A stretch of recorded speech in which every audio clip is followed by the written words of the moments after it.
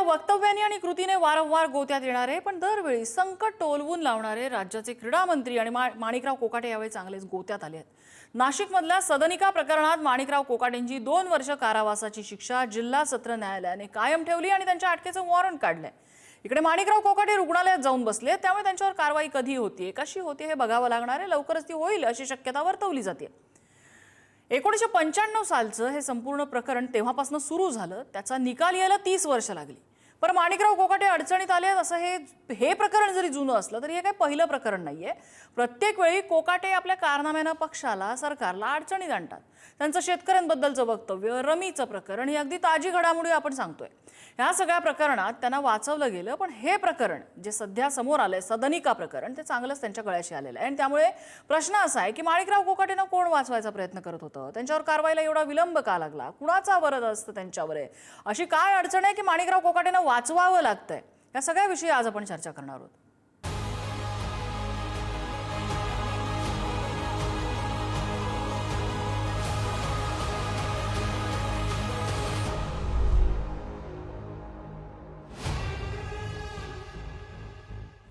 या संदर्भातल्या चर्चेत आपल्यासोबत सहभागी होत आहेत राष्ट्रवादी शरद पवार काँग्रेसचे प्रवक्ते मेहबूब शेख, आपल्यासोबत राष्ट्रवादी अजित पवार पक्षाचे विकास पासलकर आहेत, त्याचबरोबर या प्रकरणातल्या याचिकाकर्त्या आहेत अंजली दिघोळे राठोड जे आपल्यासोबत आहेत। आणि ही जी हस्तक्षेप याचिका त्यांनी दाखल केलेली होती त्यात त्यांचे वकील आणि त्यांचे पती आशुतोष राठोड सुद्धा आपल्यासोबत आहेत। आपण याविषयी सविस्तर चर्चा करणार आहोत। सुरुवातीला मी अंजली दिघोळे यांच्याकडे जाईन। अंजली ताई, ह्या संपूर्ण प्रकरणामध्ये माणिकराव कोकाटे आता त्यांच्यावरती आरोप सिद्ध झालेले आहेत कोर्टामध्ये आणि कोर्टाने अटक वॉरंट काढलंय। न्याय अजून बाकी आहे, न्याय होईल, त्यांना अटक होईल असं वाटतंय? अटक तर व्हायलाच पाहिजे, कारण कायद्यान्वये त्यांना अटक ही अटळ आहे। आणि आज हायकोर्टाने त्यांना कुठलाही आज या 2 दिवसांमध्ये जी याचिकेची सुनावणी आहे त्यापूर्वी कुठलाही दिलासा दिलेला नसल्या कारणामुळे आजच अटक होणं गरजेचं आहे खरं तर। आणि पोलिसांकडे वॉरंट पण पोहोचलेलं आहे, तर आता पोलीस काय कार्यवाही करतात ते बघायचं आहे। बरं, ॲडव्होकेट राठोड, यामध्ये आता माणिकराव कोकाटे तर रुग्णालयामध्ये आहेत म्हटल्यानंतर सगळ्यात मोठी अटकेतली ती अडचण असते की रुग्णालयामध्ये त्यांचं दाखल होणं। इथे कितपत अडचण येईल असं वाटतंय? नाही, एखादा आरोपी हॉस्पिटलमध्ये ॲडमिट असणं हे काही अटकेला बाधा होत नाही। अटक होते फक्त तुरुंगात रवानगी, हे ते हॉस्पिटलमध्ये उपचार घेत असतील, खरोखर आजारी असतील तर त्यांचे उपचार पूर्ण झाल्यानंतर त्यांची रवानगी तुरुंगात होऊ शकते। आता अटकेचा कालावधी 2 वर्ष आहे। आता मी आशा करतो की 2 वर्ष आजारी नसतील तर हे आजार हॉस्पिटलला अटक होऊ शकते, अटकेला कोणतीही बाधा नाही। आणि 1-2-3 दिवसात ते बरे झाले की त्यांची रवानगी तुरुंगात होणे क्रमप्राप्त आहे। पण हायकोर्टामध्ये सुद्धा हे प्रकरण आहे, शुक्रवारी पुढची सुनावणी आहे त्या प्रकरणात, त्याचं काय? हो, हायकोर्टात जी सुनावणी आहे त्यात आमच्या ऑलरेडी याचिका दाखल आहेत, त्यांची सुनावणी 19 डिसेंबरला आहे। आता याच्यात कायद्याचा मुद्दा असा आहे की सर्वप्रथम सत्र न्यायालयाने जे निर्देश दिलेले आहेत की आरोपींनी त्यांचे बेल बॉन्ड सरेंडर करायचे आहेत, तर ते न करता सत्र न्यायालयाच्या आदेशाची अंमलबजावणी न करता उच्च न्यायालयात जाणे आणि उच्च न्यायालयात वॉरंट आदेशाला स्टे साठी प्रयत्न करणे, तर हे कुठेही शक्य होत नाही कायद्याच्या परिभाषेत। या गोष्टी कोर्ट ॲप्रिशिएट करत नाही। त्यामुळे शुक्रवारी याच्यावर काही दिलासा मिळेल असं मला तरी वाटत नाही। म्हणजे तुमच्या नजरेतनं आता अटक नक्की आणि मंत्रिपद जाणार नक्की? आणि आम्ही स्वतः आहोत। हो, अटक तर क्रमप्राप्त आहे, अटक तर क्रमप्राप्त आहे। आणि मंत्रिपद तर खरं तर खालच्या कोर्टाने जेव्हा दोषी ठरवलं होतं तेव्हाच स्वतःहून राजीनामा द्यायला पाहिजे होता नैतिकतेच्या मुद्द्यावर, परंतु नैतिकता हा शब्दच इथे लागू होत नाही संपूर्ण प्रकरणाची इतिहास पाहता। परंतु आता स्वतः मुख्यमंत्री महोदयांनी ज्यांची प्रतिमा चांगली आहे, ते लॉ अँड ज्युडिशरीचे मंत्री आहेत, तर मुख्यमंत्री महोदयांनी अर्जंट यांचा राजीनामा घ्यायला पाहिजे. ते का घेत नाहीये हा एक खूप मोठा कळीचा, इट्स $1 मिलियन क्वेश्चन. मी विकास पासलकर यांच्याकडे जाते, राष्ट्रवादी काँग्रेसचे प्रवक्ते आहेत. त्यामुळे पासलकरजी, प्रश्न आता साहजिक आहे की का राजीनामा घेतला जात नाही. हे काय ते पहिल्यांदा अडचणीत आलेले नाही आहेत. रमीचं प्रकरण असेल, शेतकऱ्यांबद्दल त्यांनी केलेलं वक्तव्य असेल आणि कृषी खात्याबद्दल त्यांनी केलेलं वक्तव्य असेल, बऱ्याच गोष्टीत सरकारवरती बोटं उठलेली आहेत, अजित पवारांवरती बोटं उगारलेली आहेत. असं असताना त्यांना का वाचवलं जातंय तुमच्या पक्षाकडनं?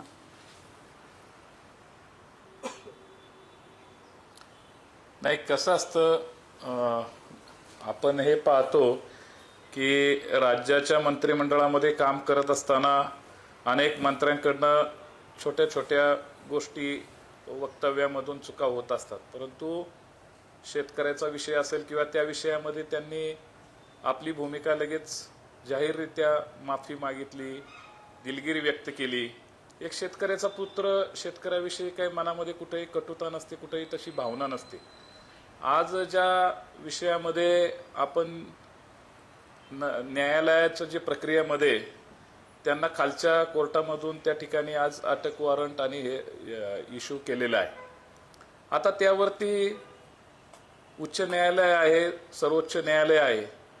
कधी कधी जी खालच्या न्यायालयामध्ये जी बाजू असते त्यावेळेस खरोखर न्याय होतो नाही होत ह्या वेगवेगळ्या गोष्टी आहेत. आणि म्हणून न्यायालयामध्ये, उच्च न्यायालयामध्ये आपली बाजू त्या ठिकाणी मांडणं आणि 30 वर्षापूर्वी झालेल्या प्रकरणामध्ये काही बाजू त्याच्यामध्ये कमतरता राहिलेल्या आहेत का, तर काही आमची मांडणी त्या ठिकाणी व्यक्त होताना काही कमी बाजू मांडल्या गेलेल्या आहेत का, तर यावरती निश्चितरित्या न्यायालयीन प्रक्रियेवरती आमचा विश्वास आहे, न्यायदेवतेवरती विश्वास आहे, संविधानावरती विश्वास आहे. आणि म्हणून जी काही गोष्ट पुढच्या काळामध्ये येईल त्याला सामोरं जाण्याची तयारी आहे. बाजू मांडायची राहिली आहे म्हणजे प्रत्येक कसं आहे ठिकाणी की कुठं एक प्रश्न असा असतो की एखाद्याला दिसत नाही ही वेगळी गोष्ट, पण एखादा जर दिसत नसल्याचं सोंग घेत असेल तर काय? म्हणजे ह्या प्रकरणाचा मी पण एक थोडासा अभ्यास करायचा प्रयत्न केला. मला आपले वकील आहेत आणि दिघोळे ताई आहेत, त्यांनी माझी चूक काही असेल तर दुरुस्त करावं. पण माझ्या माहितीत 95 साली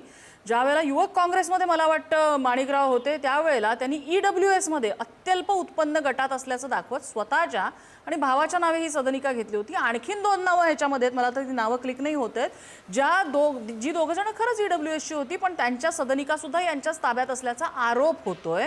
दुसरी गोष्ट, त्याच वेळेला स्वतःला EWS दाखवणारे माणिकराव कोकाटे शस्त्र परवान्यासाठी अर्ज करतायत. शस्त्र परवाना हवा असेल तर त्या ठिकाणी आमचं एवढं उत्पन्न आहे, एवढी शेती आहे आणि हे सगळं कुटुंबाचं उत्पन्न ते तिथे दाखवतायत. संपूर्ण कॉन्ट्राडिक्टरी हे अर्ज असल्यामुळे मला वाटतं दिघोळे, जे अंजली दिघोळे यांचे वडील आहेत त्यावेळेचे राज्यमंत्री, त्यांनी ही तक्रार केली होती, महसूल खात्याच्या नजरेत आणून दिलेलं होतं आणि त्यानंतर हे सगळं प्रकरण समोर आलेलं आहे. एवढं सगळं प्रकरण समोर असताना आपण अजूनही म्हणायचं की अजून ह्यामध्ये न्याय व्हायचा आहे? पासलकरजी,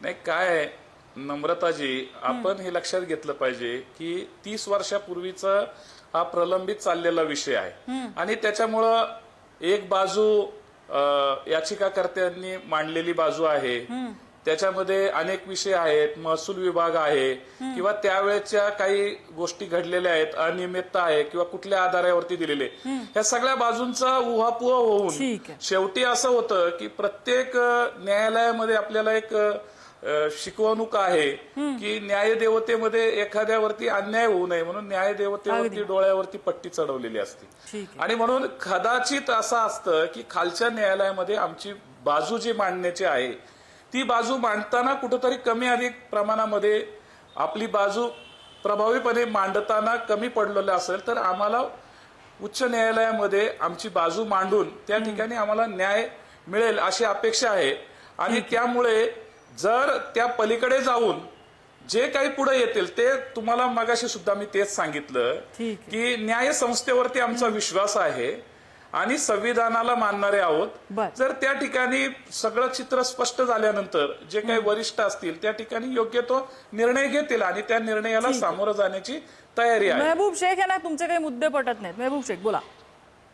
असं आहे की मगाशी पासलकर जे म्हणले की छोट्या छोट्या गोष्टी अशा होतात आणि मग ते बोलल्यावर माफी मागतात, तर मला फक्त एवढीच आठवण करून द्यायची की नैतिकता, मगाशी राठोड साहेब जे म्हणले की नैतिकतेचा इथं काही दिसत नाही, तर नैतिकता असल्यावर काय होतं, नैतिकता नसल्यावर काय होतं याची उदाहरणं सांगतो.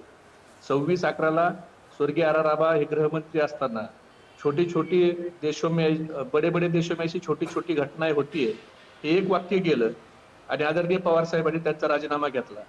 विलासराव देशमुख स्वर्गीय हे इथं एक डायरेक्टर आणि त्यांचा मुलगा हा सोबत 26/11 पाहणीत तिथं कॅमेऱ्यात आला, त्यांचा राजीनामा घेतला गेला राज्याच्या मुख्यमंत्र्याचा. शिवराज पाटील चाकूरकर ज्यांचं आत्ताच निधन झालं ते केंद्रीय गृहमंत्री होते. फक्त बॉम्बस्फोटाच्या तिथं एक ड्रेस बदलला, मीडियाने टीका केली, नैतिकता म्हणून काँग्रेसने राजीनामा घेतला. पण आता तसं होताना ह्या सरकारमध्ये दिसत नाही. मुळात नैतिकतेचा ह्यांचा संबंध नाही. भारतीय जनता पार्टीने आता ते म्हणतायत की आम्ही बाजू मांडली नाही, तर GMFC आणि त्याच्यानंतर डिस्ट्रिक्ट कोर्टानं निकाल दिला, त्याच्यात व्यवस्थित ट्रायल झाली, सगळे साक्षी पुरावे तपासले जातात, कोर्ट असंच निकाल देत नाही, दोन्ही बाजूला ऐकलं जातं, साक्षीदाराला ऐकलं जातं, साक्षीदाराच्या व्यवस्थित उलट तपासणी घ्यायची ह्यांच्या वकिलाला अधिकार असतो. त्या क्रॉसमध्ये हे विचारू शकतात, हे सगळं त्यांनी विचारलं असेल आणि कोर्टाने डॉक्युमेंट बघून त्या ठिकाणी क्लिअर कटाचं ना, EBCच्या मधून तुम्ही ते घराची सदनिका लाटली, तुम्ही अल्प उत्पन्न धारक नाहीयेत, त्याच्यामुळे ह्यांना ही सुप्रीम कोर्टापर्यंत जरी गेले तरी ही शिक्षा कन्फर्म राहणार आहे. हे पाहण्या इतकं सत्य आहे. पण आतापर्यंत राहुल गांधी सारख्या माणसाची खासदारकी, एक वाक्य चुकीचं गेलं म्हणून कोणत्या तरी कोर्टात याचिका दाखल केली आणि त्याचं शिक्षा सुनावली की राहुल गांधीची तडाफडीनं एका दिवसात खासदारकी रद्द होते. सुनील केदारांची खासदारकी आमदारकी रद्द होते. मग माणिकराव कोकाटेंचं नुसतं मंत्रीपद नाही हो, राहुल नार्वेकरांनी तात्परता दाखवायला पाहिजे होती, त्यांची आमदारकी रद्द करायला पाहिजे होती.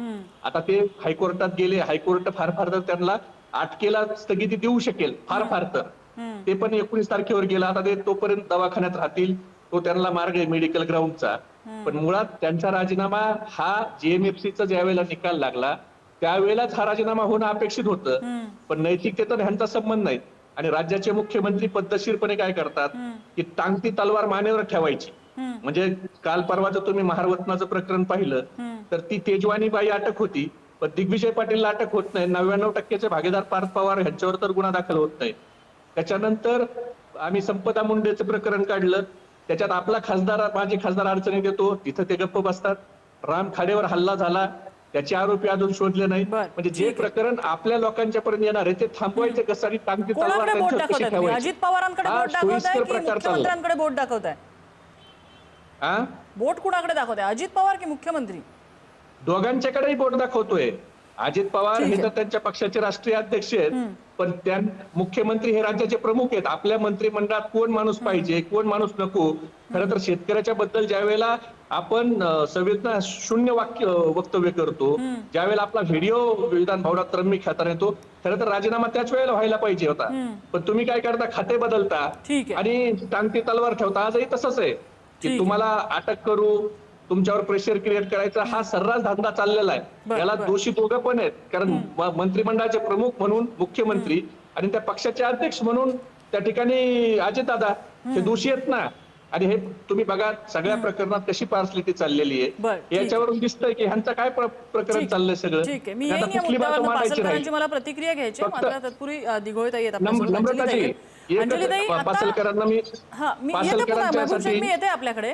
अंजलीताई, आता पासलकर अजित पवारांच्या राष्ट्रवादीचे असं बोलताना म्हणाले की कदाचित आमची बाजू मांडायला आमचं चुकलं असेल, न्याय कदाचित वरच्या कोर्टात आम्हाला मिळेल. 30 वर्ष झाली तुमच्या वडिलांची तक्रार, आज तुम्ही हे प्रकरण पुढे नेताय तुमच्या वडिलांनंतर. Justice delayed is justice denied जे आपल्याकडे म्हणतात, जस्टिस डिनाईड वाटतंय आता? आजपर्यंत वाटत होतं, पण उशिरानं का होईना हा न्याय मिळालेला आहे. त्यामुळे पूर्णतः जस्टिस डिनाईड असं मी म्हणू शकत नाही. Yes, but justice delayed. कारण या मधल्या कालावधीमध्ये जी गुन्हेगारी सिद्ध झाली आहे ती जर पूर्वी सिद्ध झाली असती तर या दरम्यान माणिकराव कोकाटे यांनी जी काही पदं भूषवली, त्यांनी जे काही पदांचा उपभोग घेतला तो घेण्याला ते पात्र नसते ठरले. आणि आज तरी त्यांना अपात्र ठरवावं अशी माझी मागणी राहील. राठोडजी, मला ह्याच्यातली कायदेशीर बाजू जाणून घ्यायची की अजूनही त्यांच्यावरती कुठलीही कारवाई विधिमंडळाकडनं झालेली नाही आहे ना. त्यांचा राजीनामा घेतलाय ना, त्यांचं मंत्रिपद गेल्याचं कुठूनही जाहीर होतंय. काय होऊ शकतं या प्रकरणामध्ये? वाईटात वाईट काय होऊ शकतं याच्यात सर्वात महत्त्वाची गोष्ट अशी आहे जी प्रकर्षाने लक्षात घ्यायला पाहिजे की ही लढाई जरी तत्कालीन मंत्री दिघोळे साहेबांनी तक्रार केलेली होती तरी ही लढाई राजकीय लढाई नाही. हा आरोप राजकीय आरोप नाही. याच्यात जो FIR रजिस्टर झाला तो तत्कालीन जिल्हाधिकारी नाशिक यांच्या तक्रारीवरनं FIR रजिस्टर झाला. म्हणजे शासनातर्फे FIR रजिस्टर झालेला आहे आणि शासनाची फसवणूक झाली असा शासनाचा अहवाल मेहरबान कोर्टाच्या अभिलेखावर आहे. त्यामुळे राजकीय लढाई हा याचा स्वरूप नाही. आता याच्यात जेव्हा कोर्टापुढे काही रेकॉर्ड आलं तर त्या रेकॉर्डमध्ये संबंधित नगरविकास विभागाचे प्रतिज्ञापत्र आले की माणिकराव कोकाटे हे आर्थिक दुर्बल गटात नाहीत आणि ते नसतानाही त्यांनी या सदनिका लाटल्या, त्यामुळे शासनाची फसवणूक झाली असे स्पष्ट निष्कर्ष आहेत.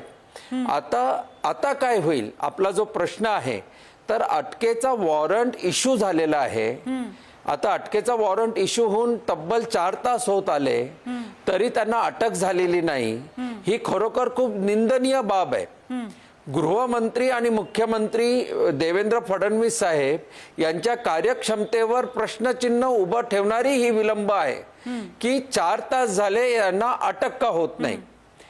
दुसरा पॉइंट असा आहे की आपण गव्हर्नन्स डिजिटल इंडिया असं सर्व मिरवतो तर गव्हर्नन्सच्या काळात एक जिल्हा न्यायालयाची ऑर्डर ही मुंबईपर्यंत 4 तासात पोहोचत नाही. ही खरोखर एक म्हणजे मिसकॅरेज ऑफ जस्टिस आहे. म्हणजे कोकाटे साहेब नाशिकहून हायकोर्टात पोहोचतात, ते हायकोर्टात याचिका दाखल करू शकतात, त्यांना सर्व त्यांचं कागदपत्र पोहोचतात, परंतु पोलिसांकडे सरकारवाडा पोलीस स्टेशनच्या कार्यक्षेत्रात जिल्हा न्यायालय आहे आणि सरकारवाडा पोलीस स्टेशनच्या कार्यक्षेत्रात जिल्हा न्यायालय आहे. म्हणजे किती विडंबना आहे ही की सरकारवाडा पोलीस इन्स्पेक्टर हे स्वतः तिथे जायला पाहिजे, पब्लिक प्रॉसिक्युटर कडनं त्यांनी ती प्रत घ्यायला पाहिजे, परंतु काय म्हणजे कायद्याचं राज्य नाही या निष्कर्षापर्यंत येण्यासारखी परिस्थिती आहे. खरं तर ही खूप चांगली नामी संधी आहे पोलिसांना हे दाखवून देण्याची की कायद्यापुढे सर्व समान आहेत. एक मी महत्वाचं सांगू इच्छितो की आज कोर्टामध्ये कोकाटे साहेबांच्या वकिलांनी एक वक्तव्य केलं. आता हे मी खूप जबाबदारीने सांगतोय.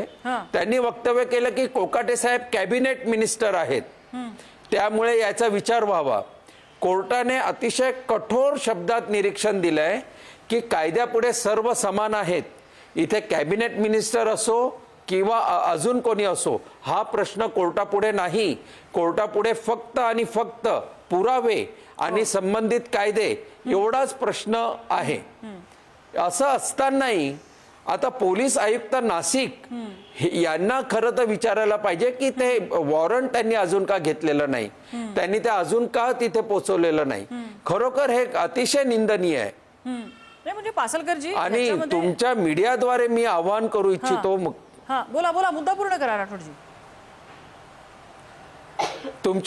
तुमच्याद्वारे या मीडियाद्वारे मी आवाहन करू इच्छितो टू ऑनरेबल चीफ मिनिस्टर आणि अजितदादा पवार आणि गव्हर्नर साहेब की एक चांगला पायंडा पाडायला पाहिजे. इमिजिएट त्यांची आमदारकी रद्द व्हायला पाहिजे आणि अटक व्हायला पाहिजे.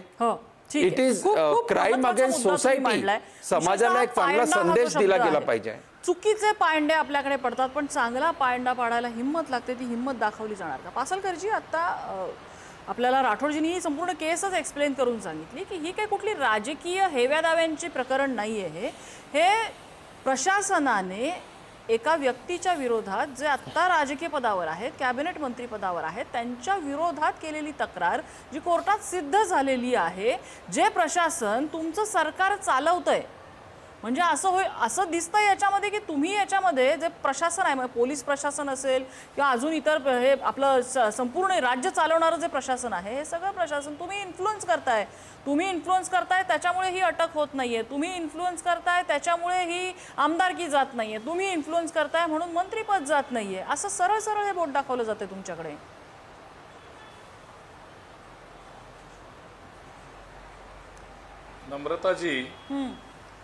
नम्रताजी, आपण हे लक्षात घेतलं पाहिजे की प्रशासकीय पातळीवरती काही गोष्टी होत असतात. मला एखादं ऍप्लिकेशन केलं आणि मी एखादं डॉक्युमेंट्स मागितलं, न्यायालयीन प्रक्रियेमध्ये घेतलेला निर्णय पोलीस प्रशासनापर्यंत येताना ती हार्ड कॉपी आणि शेवटी आपल्याकडे पोलीस यंत्रणेच्या संदर्भामध्ये जे काही कामकाज असतं, दप्तरी नोंद पासलकरजी, मी तुम्हाला उदाहरण देते ना किती फास्ट होऊ शकतं. राहुल गांधींचं प्रकरण माहिती आपल्याला 2 वर्षापूर्वी घडलेलं आहे, मला जर मी चुकत नसेल तर. गुजरातच्या एका कोर्टाने त्यांना 2 वर्षाची शिक्षा सुनावलेली होती आणि दिल्लीमधनं त्यांची खासदारकी रद्द व्हायचा निर्णय निघतो. गुजरात दिल्ली किती अंतर आहे?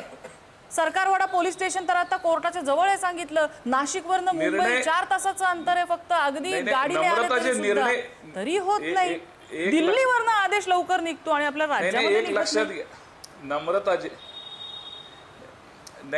एक लक्षात घ्या, निर्णय होणं, मग आता तसं तिथं अटक वॉरंट सुद्धा एक निर्णय झालेला आहे, प्रक्रिया असते आपल्याकडे. प्रशासकीय पातळीवरती काही प्रक्रिया ह्या डिले होत असतात. आपण हे बाजू समजून घेतली पाहिजे आणि म्हणून केवळ आपण प्रत्येक वेळेस प्रशासकीय काय आहे, विरोधकांच्या बाबतीत तर कधी डिले होत नाही. सुनील केदारांवर किती वेगानं कारवाई झाली. नाही असं आहे की आपण प्रत्येक गोष्ट जर असं संशयाच्या घेऱ्याने प्रत्येक गोष्टीकडे एक वेगळे मापदंड लावले आपण, तर त्यामध्ये सुद्धा वेगवेगळे निकष निघू शकतात. आणि म्हणून काही गोष्टी आहेत, शेवटी आमदार असणं, राज्याचे मंत्री आहेत आणि म्हणून काही प्रक्रिया करताना काही गोष्टी असतात यामध्ये. आणि म्हणून राज्य सरकार म्हणून काही जबाबदारी आहे. मुख्यमंत्री उपमुख्यमंत्री एकत्र येऊन चर्चा करतील त्या विषयासंदर्भामध्ये. लॉ अँड ऑर्डर आहे किंवा काही गोष्टी असतात ज्या किंवा प्रशासकीय पातळीवरती आपल्याला तपासून घ्याव्या लागतात. आणि म्हणून आपण या बाबतीमध्ये कायम सरकारवरती ताशेरे ओढणं असं काही योग्य वाटत नाहीये. आणि म्हणून सरकार, मगाशी सुद्धा मी सांगितलं की कायद्याला मानणारे आहोत आम्ही. कसली चर्चा करतील? राजीनामा कधी कायद्याला मानणारे आहोत आम्ही, संविधानाला मानणारे आहोत. हो, नियम आहेत ना, 100% नियम आहेत. आणि म्हणून मी तुम्हाला मग नियमाचा आधार जर दिला की खाली जिल्हा सत्र न्यायालयामध्ये निर्णय आमच्या विरोधामध्ये गेलेला आहे, म्हणून जर वरचे न्यायालय आपण त्यासाठी आहेत ना, त्यामुळे संधी घेणं हे शेवटी प्रत्येक न्यायालयामध्ये एखाद्या आरोपीला त्याला दोषी ठरवताना त्याची कुठलीही बाजू ही त्या ठिकाणी चुकीची जाऊ नये. एखादा निर्दोष व्यक्ती त्या ठिकाणी सुटू नये किंवा त्या ठिकाणी एखाद्याला दोषी ठरवलं तर त्याच्यावरती दोषारोप. त्यांची खासदारकी राहुल गांधींना त्यांची खासदारकी दिली की परत? मग 100% खासदारकी काढून घेण्यामध्ये किती अजिबातच विलंब दाखवला. कायदा हा आपल्या देशातला, मॅडम हे लक्षात घ्या नम्रताजी, कायदा आपल्या देशामध्ये सर्वोच्च स्थानी आहे. आणि म्हणून आपल्याकडं उच्च न्यायालय आहे, सर्वोच्च न्यायालय आहे. आपल्याला बाजू त्या ठिकाणी मांडणं आपलं काम आहे. आणि तुम्ही जे आता म्हटला की वॉरंट निघालेले, वॉरंट ही एक प्रक्रिया आहे आणि ती तुमच्यापर्यंत पोहोचणं, याच्यामध्ये प्रशासकीय पातळीवरती काही दिरंगाई होऊ शकते. आणि म्हणून डिजिटलायझेशन झालेलं आहे किंवा तो फॅक्स किंवा कारवाई करायला धजावत नाही. दिरंगाई करणाऱ्यांवर कारवाई झाली पाहिजे. आमदारांना वाचवतात,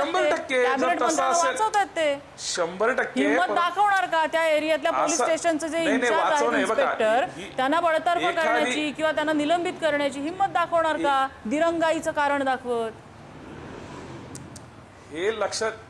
हे लक्षात घ्या. दिरंगाईचं कारण म्हणजे प्रोटोकॉल प्रमाणे मी तुम्हाला दप्तरी नोंद सांगितली, डायरी सांगितली. कुठेही आता प्रशासकीय पातळीवरती प्रत्येक पोलीस अधिकारी आपली काळजी घेत असतात. कारण उद्या जाऊन असे काही प्रकरण पुढे आले तर तुम्ही स्टेशन डायरी त्या ठिकाणी तुम्ही मेंटेन केली का? या सगळ्याच गोष्टी असतात. त्याही गोष्टीमध्ये पोलीस हे शेवटी आपलेच नागरिक असतात. ते प्रशासकीय पातळीवर प्रत्येकाला आपली नोकरी आणि आपली जबाबदारी ही कळत असते. अडचणीच्या काळामध्ये काही निर्णय घेतला आणि उद्या त्याचं जे पीआय असतील किंवा त्याचे वरिष्ठ असतील त्यांना वरिष्ठांना प्रत्येकाला सल्ला घ्यावा लागतो. तुमचा मुद्दा लक्षात आला. मेहबूब शेख, अगदी शेवटचा मिनिट आहे माझ्याकडे. असं आहे की आता सुनील केदार ह्यांना तर कोर्टातच अटक केली होती, कोर्टात तिथल्या तिथं ताब्यात घेतलं होतं. आणि आता जे पासलकर सांगतात स्टेशन डायरी वगैरे, तर ही अटक केल्याच्या नंतरची प्रक्रिया आहे स्टेशन डायरीला नोंद घेणं. मुळात अजून ते दवाखान्यात ऍडमिट झालेत अगोदरच आपल्यावर अटकेची कारवाई होईल म्हणून त्यांनी त्यांची व्यवस्था करून घेतली की मी अटक होणार नाही, याच्यासाठी त्यांनी कायद्याच्या ज्या पळवाटा आहेत त्या पळवाटा ह्यांनी शोधलेल्या आहेत. पण मुळात असं आहे की त्यांची अटक हा तर फार नंतरचा प्रश्न आहे. पण जीएमएफसीने ज्या वेळेला निर्णय दिला त्यावेळेला मुख्यमंत्री उपमुख्यमंत्र्यांनी का चर्चा केली नाही, याच्यात काय तथ्य आहे, का डॉक्युमेंट मागितले नाही? लॉ अँड ज्युडिशरी तर मुख्यमंत्र्याकडे, त्यांनी बघायला पाहिजे होतं, सल्ला घ्यायला पाहिजे होता. आणि आता तुम्ही 30 वर्ष गेले, हे दिगोळी साहेबांची मुलगी लढते, आता तुम्हाला हे 5 वर्ष असेच काढायचे. हायकोर्टात 1-2 वर्ष, सुप्रीम कोर्टात 1-2 वर्ष, त्याच्यानंतर जर तुम्ही दोषी आढळला, सुप्रीम कोर्टानं आता आढळलाच आहे, सुप्रीम कोर्टानं ही जर तुमची शिक्षा कन्फर्म केली तर 30 वर्षात तुम्ही जे पद भोगले, तुम्ही त्या पद भोगायला योग्य नसताना मग त्याचं काय करायचं? मग जीएमएफसीने डिस्ट्रिक्ट कोर्टानं जर आता तुम्हाला दिलंय तर तुम्ही आता स्वतःहून बाजूला व्हायला पाहिजे, यांची आमदारकी रद्द करायला पाहिजे. ज्या वेळेला सुप्रीम कोर्टात जाऊन तुम्ही निर्दोष होताल, हायकोर्टात निर्दोष होताल, त्यावेळेला तुम्ही पद बहाल यांना करा ना. आता तर 2 कोर्टांनी ह्यांना जर दोषी धरलंय, ह्यांना शिक्षा सुनावली, तर मग आता शिक्षा सुनावलेल्या असताना हे का पद भोगतायत? हे अपात्र आहेत ना, आमदारकी भोगायला अपात्र आहेत आणि मंत्रीपद भोगायला अपात्र आहेत. ठीक आहे. नाही, या सगळ्याचाच विचार झाला पाहिजे. मला शेवटची कमेंट घ्यायची अंजली ताई, माझ्याकडे अगदी शेवटची 30 सेकंद आहेत. या क्षणाला तुम्हाला काय अपेक्षा आहे? तुमच्या वडिलांनी सुरू केलेला हा लढा आता या वळणावर आलाय. माझी सर्वात पहिली अपेक्षा हीच आहे की आत्ताच्या सीएम साहेबांनी लवकरात लवकर निर्णय घेऊन यांना पदावरून दूर करावं. आणि त्यांच्याकडेच लॉ अँड ज्युडिशरी असल्यामुळे त्यांनी पोलिसांना योग्य ते निर्देश द्यावेत. कारण प्रशासकीय दिरंगाई, जसं पासळकर म्हणाले, तर प्रशासकीय दिरंगाई अशा सिलेक्टेड प्रकरणातच का बरं होते? प्रशासकीय दिरंगाई इतर ठिकाणी का होत नाही? नको तिथे आपण अगदी ओव्हर ऍक्टिव्हिजम दाखवतो आणि याच वेळेला का बरं दिरंगाई होते हे कळत नाहीये. आणि त्यांच्या बोलण्यात एक वाक्य आलं की जी कोणी आरोप ज्या व्यक्तीवर आहे किंवा जी कोणी कन्व्हिक्टेड व्यक्ती आहे त्यांची पोझिशन, त्यांचं पद यांचा विचार, म्हणजे पुन्हा तेच स्वतः सांगतायत की कुठंतरी अध्यारूत आहे त्यांच्या बोलण्यामध्ये की हे मंत्री आहेत, हे पदावर आहेत म्हणून यांना हात लावला जात नाहीये. असं काही आहे का? एक गोष्ट इथे जाता जाता नक्कीच सांगावीशी वाटते, ज्याचा उल्लेख आता पासळकरांनी केला की न्यायदेवतेच्या डोळ्यावरती पट्टी असते, पण याचा अर्थ न्याय अंध असतो असं नाही. कुठलाही गुन्हेगार ज्याला कोर्टानं गुन्हेगार ठरवलेलं आहे तो व्यक्ती दोषीच असतो आणि त्याच्यासोबत न्याय झालाच पाहिजे. त्याला न्यायापर्यंत पोहोचवण्यासाठी हा जस्टिस होण्याच्या मार्गामध्ये ज्यांनी कुणी अडथळे निर्माण केलेले आहेत ते सुद्धा त्याच दोषींच्या चष्म्यामधनं बघावे का, हा आता यापुढचा चर्चेचा मुद्दा आहे. चर्चेसाठी सगळ्या मान्यवरांनी आपल्याला वेळ दिला, सगळ्यांचे आभार. आजचा धुळा इथेच थांबतोय.